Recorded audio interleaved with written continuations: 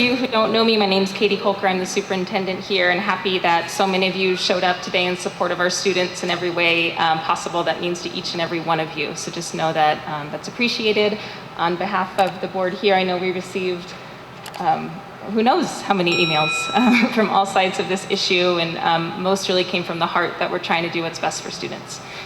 So I hoped to begin here with an informational presentation given the public health guidance that's been given to me as the superintendent of this district and what that would be looking like here in our schools to start the school year. Then we'll hear from some of our local healthcare professionals at Northern Inyo and Inyo County Public Health, and then it will be time to hear from those of you that brought in the public comment cards here. After that, the board can have their discussion and take action on this item. Both vaccinated and unvaccinated adults in school would also need to wear a mask whenever sharing spaces with students. Recommendations from the CDC include support for this mandate given the Delta variant. Earlier back in the summer of around June, the CDC did not issue guidelines that schools should require masks, and then with the Delta variant information, they changed that recommendation. Again, this is not a mandate from the CDC, it is a recommendation, and the APA, the American Pediatric Association, has echoed that recommendation. Some examples of the layered strategies we have in place in our district. We will be directing all students and staff to screen for symptoms prior to coming to school and to stay home if sick. Daily cleaning on campuses, masks worn indoors and on school district transportation. We'll be utilizing outdoor areas as much as feasible, which we have a great deal of, lucky for us in Bishop. We'll be encouraging vaccinations for eligible individuals who choose to do so, providing hand sanitizer, using our air purifiers. We're continuing to upgrade our ventilation systems at all sites. We'll have in-house COVID rapid testing for any school-based close contacts, which is provided for free thanks to our proactive partnership with Public Health earlier last spring. Providing independent study for any quarantined students, and continuing our coordination with Public Health for close contact tracing. So per the Public Health guidance and our local office, and in consult with our legal counsel, school districts cannot decide if they enforce the mask policy, but how. The CDPH has removed physical distancing requirements. So many of you may remember the 3 to 6 foot guidelines that we were enforcing all throughout last year. So those all go away next year. Outdoors, face coverings are entirely optional and will not be mandated, so no enforcement is needed in an outdoor setting.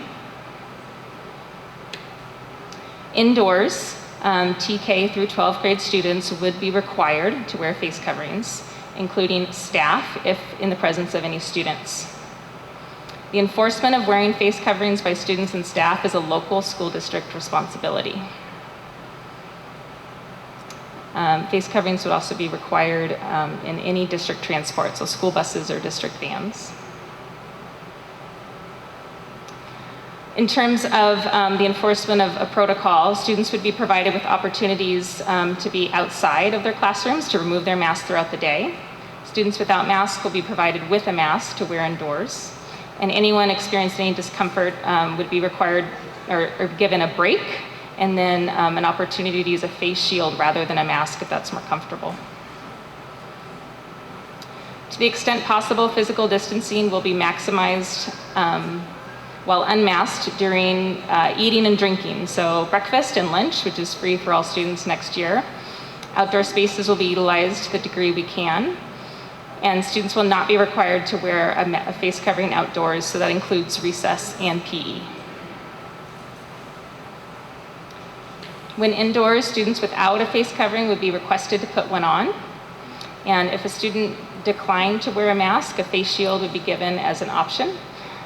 Students could work outside independently while the administration could contact a parent or guardian on next steps. For the mask mandate, we would have to ask a student to go home if they were not wearing a mask indoors. So an independent study option would be provided for that student. The modified quarantine procedures are really important to take note of. The universal masking in schools will allow us to stay open.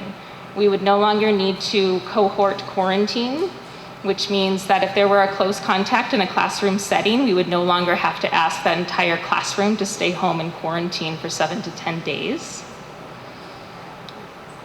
So what would that look like? If we had a universal masking policy and there was a student or adult in the classroom who had tested positive for COVID, if any student or staff in that classroom was a close contact but asymptomatic, they could continue to remain at school. They would continue to appropriately mask, and we would offer twice a week in-house rapid COVID testing to continue to stay in school. Families would have the option to have their students stay home on an independent study contract if they did not want to participate in the twice weekly rapid COVID testing. So that would be a parent choice. Hello. Okay, so my name is Coleen McEvoy. I'm a pediatric nurse practitioner. I work at Northern ENU in the pediatric department for the last 6 years. I also run the high school clinic here, the Bronco Clinic at the high school. And well, I'm really ready for coronavirus to go away and be over. It's really not over with us. There's a lot more, unfortunately, happening. And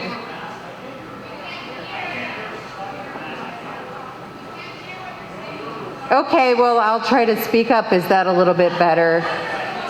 Thank you for your patience and understanding. I really appreciate it. And I appreciate you taking the time to listen to what they have to say and what I have to say. Thank you. So, my beliefs on the whole thing come from the organization. My guiding medical principles come from the American Academy of Pediatrics. And the American Academy of Pediatrics strongly believes that in school this year, children above 2 should be wearing masks.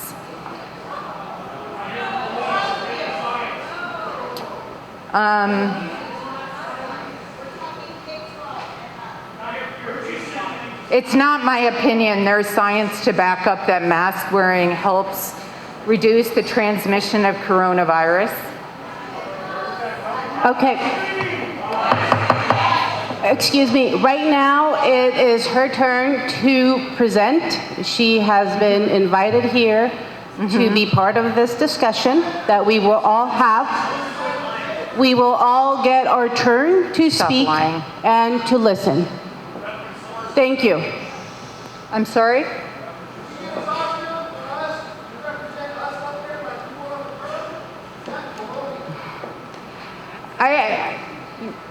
Everybody will have an opportunity to speak and be listened. I mean, if you don't want to hear what I have to say, I'm happy to stop talking. If you don't want to hear what the Public Health and American Academy of Pediatrics says, then I don't have to speak here. That's fine with me.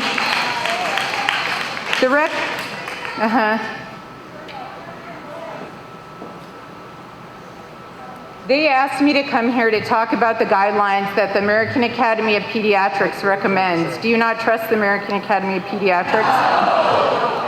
Okay. There's nothing I can do with that. Thank you, Coleen. Okay, please. Everybody will have an opportunity to speak and be heard. As a board, it is our responsibility it is our responsibility to listen to everybody and have a public discussion. That is the purpose of having all of you, everybody here, to have an opportunity to speak. Thank you. If anyone ever wants to speak to me one-on-one, or any of us, to give you scientific journals to back up what we're saying or anything, please talk to me. I'm happy to discuss it further. My concern comes from the fact that right now the Delta strain is spreading. Please listen to me. I will listen to you. The Delta strain is spreading throughout the United States, and there are more children hospitalized with coronavirus.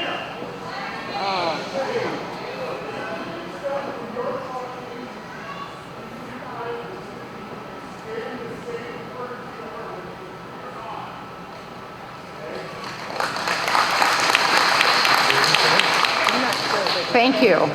Thank you very much. There are more children hospitalized with coronavirus in the United States than ever right now in Florida and Louisiana, in states where there are low vaccination rates. We don't understand completely coronavirus. We don't. I'm sorry, I'm sick of it too. I wanted to move on. I'm not in love with the whole thing. I wanted to move on, but it's not done. And until it is done, then we can change our guidelines. And I just don't want people to get sick. I've seen, and Dr. Englade will speak as well, what happens when some people get coronavirus. Some children get very sick. Some die. And I don't want that to happen to your children, you know, and no one does. And if wearing a mask helps stop that, is it really that hard? I don't know. You know, maybe you can talk to me if you want to talk one-on-one. I'm happy to talk to you about it. But I'm worried about the Delta strain coming, and it's way more contagious. It's contagious as chickenpox. Chickenpox, you walk into a room an hour after someone has been there and you can get chickenpox. That's how contagious they think this virus is. And if you don't believe in that science, I'm sorry, and I'm happy to talk to you further about it in the future. I'm just trying to come from a place of protecting children. So that's all I gotta say. Thank you very much for your time.